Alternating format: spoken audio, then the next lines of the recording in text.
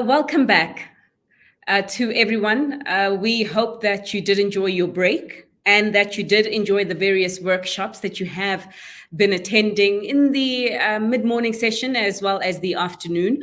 We hope that you have found them enjoyable and also very useful. We are coming towards the end of the program for today and for this year. And again, the theme being digital skills for an inclusive future.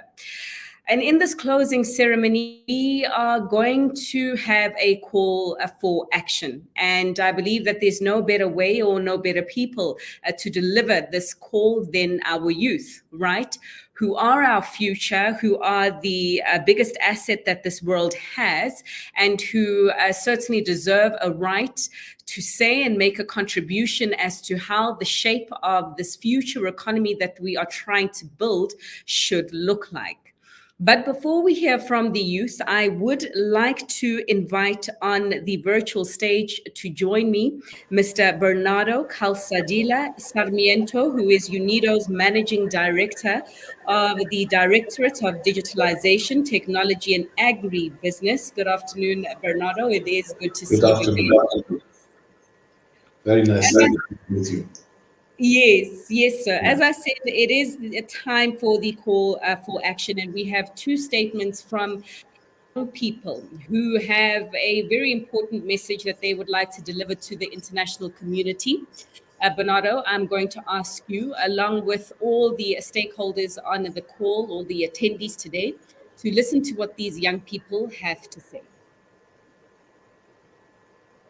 Good morning, good evening, and good afternoon. My name is Andrea Remes, and I'm a Generation Limited Youth Challenge Global winner, as well as the co-founder and CEO of the educational platform Erandi, Aprende, which aims to teach STEM subjects in a fun and innovative way to young girls in Mexico in order to bring the gender gap in these fields. You might wonder why I want to work for this cause, or what should I be even thinking about it? Along with three of my best friends, we wanted to make a change in our community, especially because we were the witnesses of the difficulties of being a young person entering the workforce, and more specifically, the workforce in science and tech. In my country, Mexico, there is a large gap regarding gender equality in these fields, since women do not even represent 20% of the people working in information communication technologies, or even 40% in science research areas. While we are in the midst of the fourth industrial revolution, more and more jobs will require coming from areas interlinked with science and technology. In fact, millions of STEM jobs are projected to go unfulfilled in the near future because there is a lack of talent pool for the later. This phenomenon, along with COVID-19, has made very clear that there is no turning back in the digital world. Now, more than ever, we need to help each other as youth, as well as the future generations, to have the necessary skills to get a job. And by help, I mean sharing information on what skills this job will require to ensure that we get them by either skilling, reskilling, or upskilling ourselves. 21st century skills are called this way for a reason. They have become essential for anyone, anywhere, if they wish to get a job. This forum will soon conclude. Nonetheless, we have been able to tackle a lot of insights and learnings from different stakeholders on what is yet to come, and how we can achieve a better and much more sustainable future by working together. As the forum comes to an end, I believe we all have the same feeling that we have been learning more, and now we are more prepared to tackle the challenges we have ahead of us. During this best day, we have seen the possibility of dreams becoming a reality. Now, it is the time to start helping each other to ensure we will have the same opportunities with the help of skilling, reskilling, and upskilling. Thank you very much.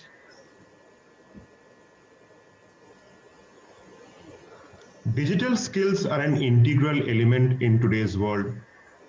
And depending on how societies and governments adopt these skills, they can either be drivers of increasing economic growth, or they could be the reason for an ever-increasing wealth gap. And this has been clear for the last decade, but it's been even made more prominent during the recent pandemic. For example, in India, increasing smartphone usage and broadband penetration has led to a fantastic disruption in financial inclusion by bringing several million new people within the umbrella of the banking system. But at the same time, during the recent pandemic, when schools had to be shut down and moved online, several students from the urban and rural poor completely dropped out of schools because they did not have access to the adequate and appropriate digital skills, tools, and infrastructure. When we started Wikilimo, we had a similar motivation because we noticed that there is a huge opening and opportunity for growth and development because farmers in rural areas did not have access to the data analytics tools that could help them take decisions informed by adequate, appropriate, accurate, and precise climate and weather predictions. Which is why we are now building platforms and solutions that help take the benefits of hyper-local climate informatics beyond the usual pockets of urban developed regions. And so, Bernardo, at this stage, I would also like to invite the final speaker that we did hear from, representing the youth, Anurag Sahar Roy, a quantum electronics engineer and co-founder of Wikilimo. Good afternoon, Anurag. Thanks so much for joining us. Yes, and I just wanted to continue on the same vein that I was talking in earlier. So there is already a lot of knowledge available on the benefits of digital skills, and particularly so for the younger generation. However, this knowledge is not made accessible to all, which is the major problem, and particularly more so for the traditionally excluded communities. So what is the international community doing to address this? All right, Anurag, just hang 10 for a second because Bernardo is here with us, as you can see, and I saw and I could hear that he was making copious notes throughout the two presentations. Bernardo, your response to Anurag. So thank you, and once again, thank you for having me here today. And it's really so powerful to see and to hear and to listen to young leaders having achieved with such a passion and determination. Youth are the future, and they should be the ones of what is needed. Since this forum is all about the future, a better one, there is no better way to involve directly the youth. They are the end users, the final beneficiaries, public policy, skill development, university curriculum, and technical training. What I would like to say also, it is important that at the level of the international community, we need to do better coordination. There is a need to upgrade skills and training regimes to prepare young people for the future demands of the labor market, especially given the pace of the industrial transition.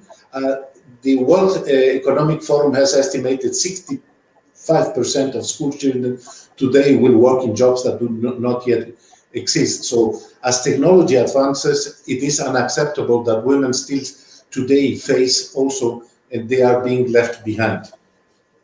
So as the entire economy is shifting, women need also to be prepared for the new skills. So we need to address also these needs. We need to be specific on how we prepare the different communities, and especially women need more access to digital technology.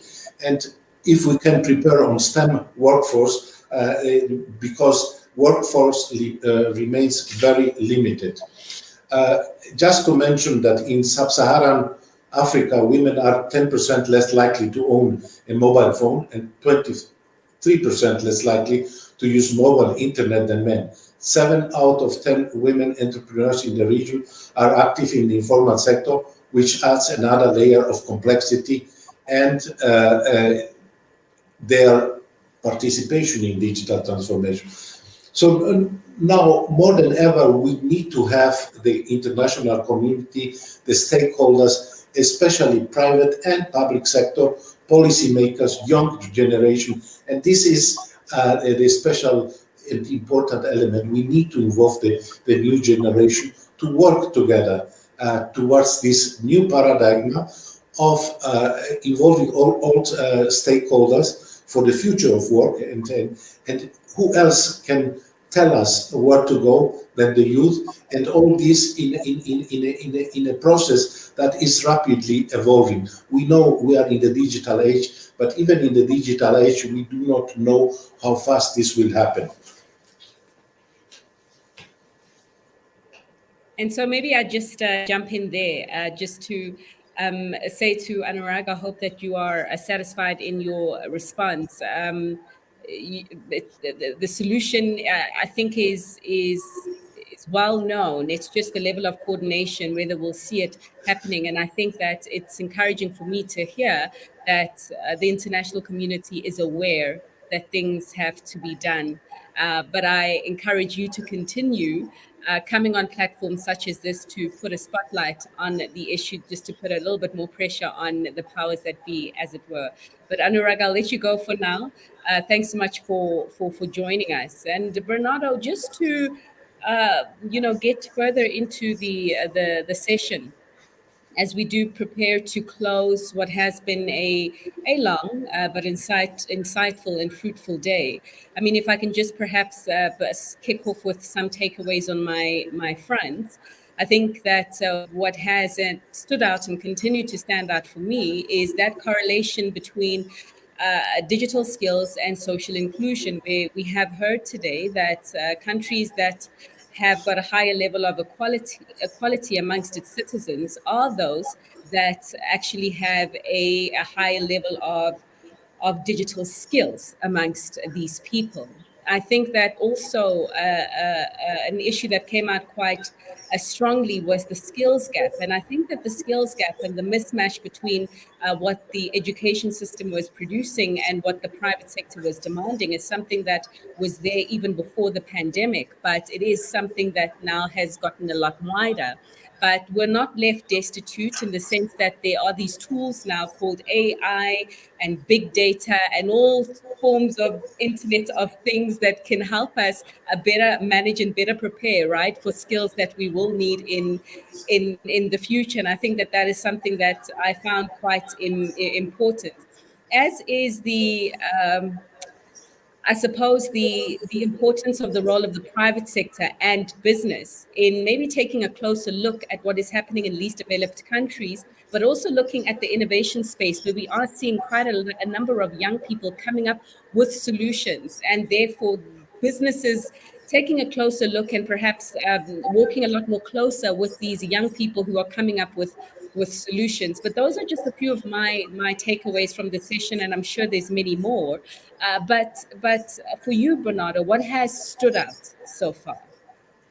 Well, from my point of view, what is important is, again, the convening role, the dialogue, to support, because it's a unique opportunity to strengthen this multi-stakeholder dialogue in order to have a multi-stakeholder knowledge sharing.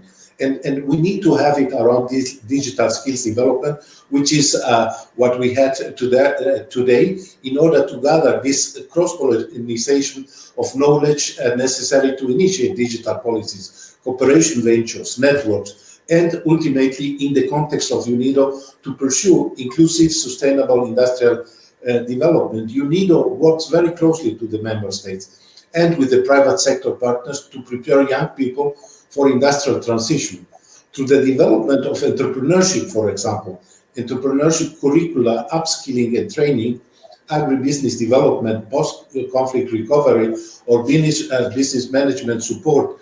UNIDO is also working in the global initiative on technology foresight. So there are a number of regional experience on which we can draw and we can share. So convening, dialogue, and knowledge sharing are fundamental to make this strategic work happen. But I would insist that it is important to have this excellent opportunity given by history to involve youth. Youth really are the driving force. They know where they want to be in the future, and it is about the future. So I strongly believe that UNIDO has also a very strong role to play here. Thank you. And I think that it is great that UNIDO has essentially given young people a seat at the virtual table today, as it were, to contribute to some of the thoughts that they think can help drive a better and a more inclusive society for all. But you've spoken quite extensively about what UNIDO is doing within its right to try and leverage a more inclusive society in which a lot more individuals on this earth have got a digital identity. But then, Bernardo, what then is the role of the international community? What then, in terms of actions, should the international community be taking after this forum, after we all log off and say goodbye?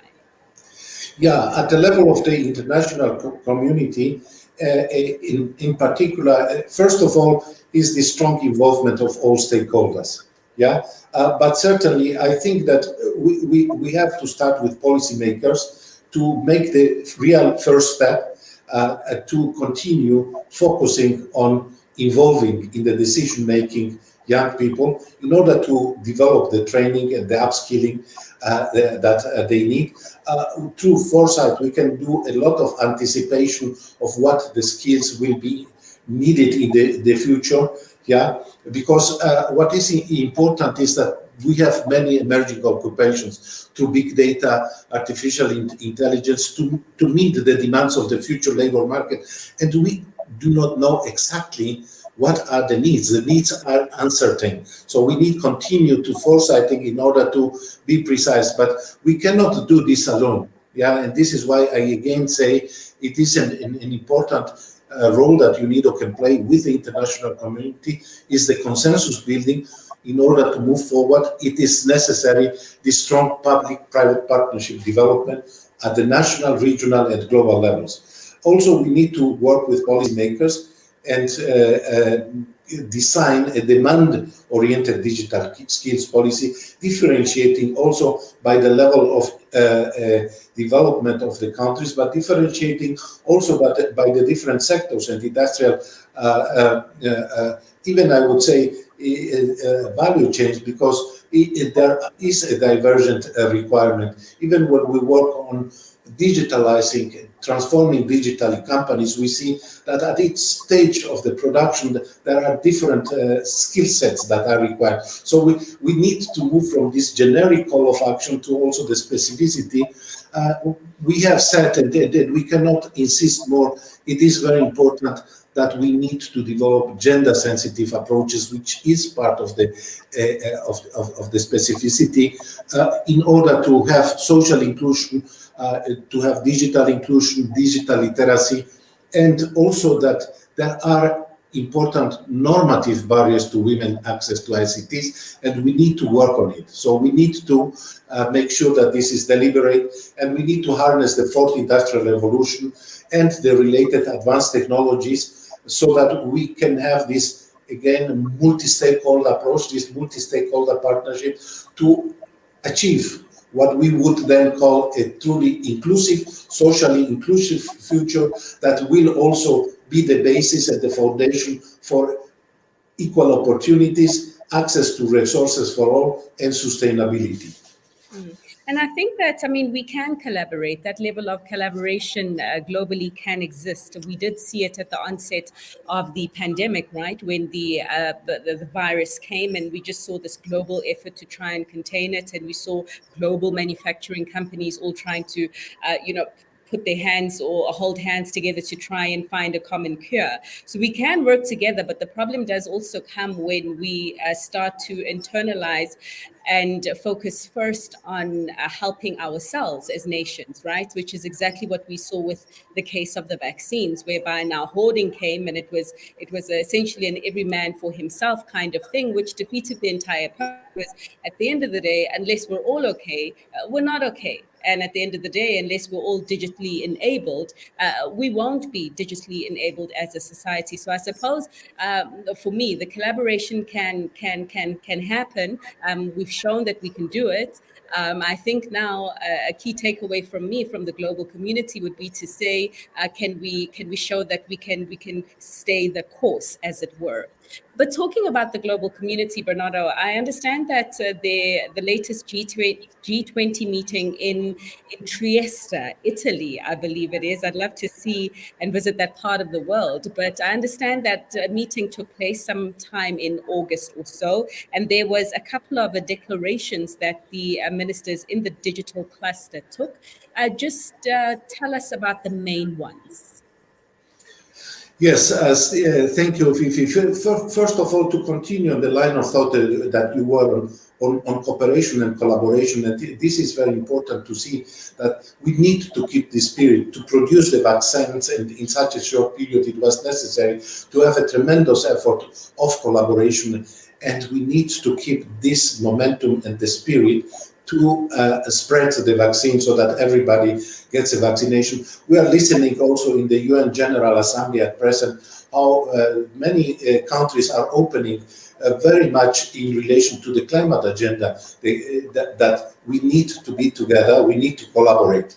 To your specific question on G20 and digitalization, yes, UNIDO was very active and we participated in the digital ministers meeting.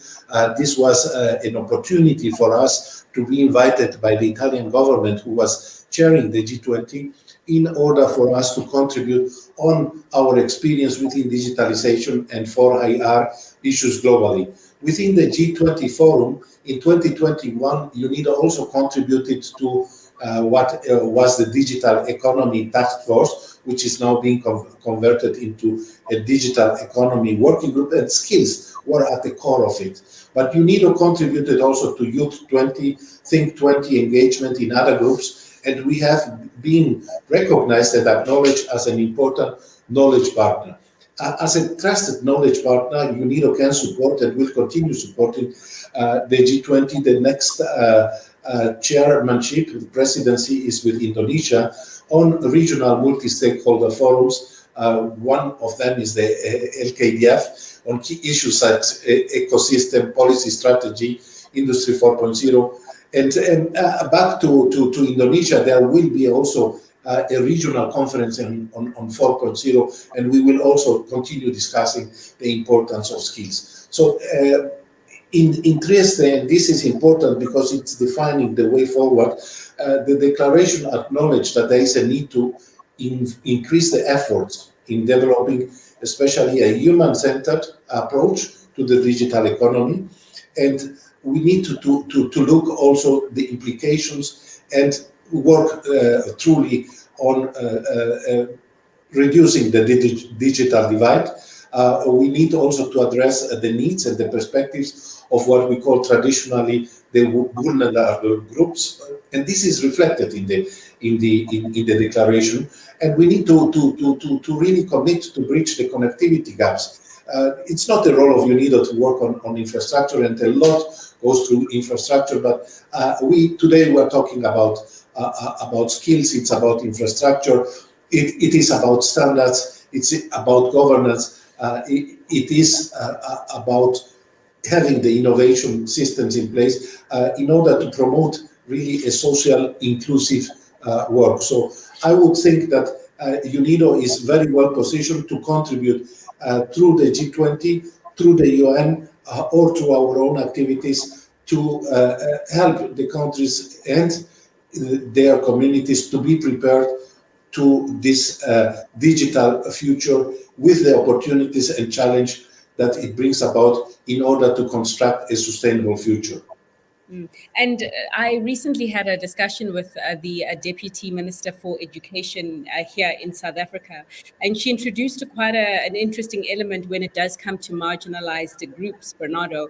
She's visually impaired, she's blind, and she spoke about the fact that when her helper isn't at her home, she can't use her smart washing machine or use the smart television or use her smart device because it's inaccessible to her. And she just introduced another element of marginalization and marginalized groups that I think that It's important for me to mention on a platform like this to stakeholders like yourselves, to perhaps, if the thinking wasn't there more broadly about the groups that are potentially left behind, to just maybe think about this and think about how we can spur innovation in areas in which those who are visually impaired can also benefit from this new digital economy.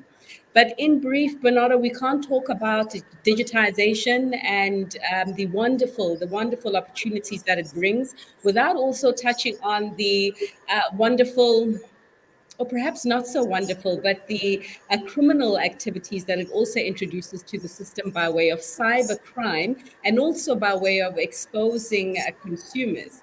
Just give us a sense of the thinking of how stakeholders should be thinking about consumer protection and also data security. Thank you. Certainly, the digital transformation brings a lot of challenges and brings a lot of challenges precisely with what you said. We have the issue of safety, we have the issue of security, but I think it is also a bit depending on societies. In Europe, there is a lot of concern about data privacy. You name it, GDPR. You have different views in different societies about how to share data. For example, we have seen that in Asia, in the context of COVID, many populations were very open to share whatever data they have, while in certain societies here, there is a lot of reluctance to be traced, to know what you're doing, etc., even to have a digital vaccine certificate. So there is a divergence in this of the consumer preferences, but I think that the most important element is that there is a need for introducing a smart governance to strengthen the governance. In general, we need to regulate, but we need also to make use of standards that can help to benefit of this. And consumer protection and consumer concern will remain a very important element, because in this new digital society, we are getting much closer to the consumer. The consumer gives immediately feedback to the preferences, is deciding also very closely to what are the preferences of the color of the machine, what is the mix of the product they want. I would put it in a nutshell, it is about security and it is about data in the context of digitalization. Thank you. Thank you. And I'd just add that also about collaboration, because unlike the physical borders that we have around the world, virtually the borders are not as strict as it were. And these networks, when it does come to what is happening in the cyberspace, they extend across all lines. But Bernardo, I need to thank you at this stage, and thank you for joining us and for your wonderful insights and for your contribution, sir. Thank you so much to you, and congratulations to the team, and congratulations to these young, inspiring speeches of our participants. Thank you. Thank you. And on that note, I would just like to officially come towards the end of the session today. We have come towards the end of the second virtual LKDF forum. And it has been a very interesting one, given us a whole lot of food for thought. And I think nothing further to add on my part, but to say that the time for action is now. We know that the current equation of inequality is not a sustainable one, and we do need to make it more accessible, or give everyone a greater piece of the digital pie. And we know that failure to do so will essentially mean that no one is left with any piece of the pie. So let's get to acting. I'd like to thank you all, and I'd like to certainly thank the speakers and all the sponsors, UNIDO, CEDA, who have put this platform together, as well as the UNIDO team for having made it happen. I do bid you farewell, I would like to encourage you as the audience to keep your eyes out on the results of the hackathon. This is the results that will come from last year's Al-Qaeda Forum on Green Skills. You will remember it was green solutions in the agricultural business, and that did result from the green skills for a sustainable future theme of the Al-KDF last year, and we will be having the results of that hackathon coming out in the next couple of days. So I would encourage you to keep a lookout for them. You can also follow the Al-KDF forum either on LinkedIn or on Twitter using the handle at Al-KDF, a facility to get more of those results. But with that said, I would like to finally thank you as the audience members for giving us one of your most irreplaceable and most valuable resources, and that is you. I'd like to wish you a great rest of the day further, and until next time we meet, either virtually or physically, have a great day. Let's go. Bye.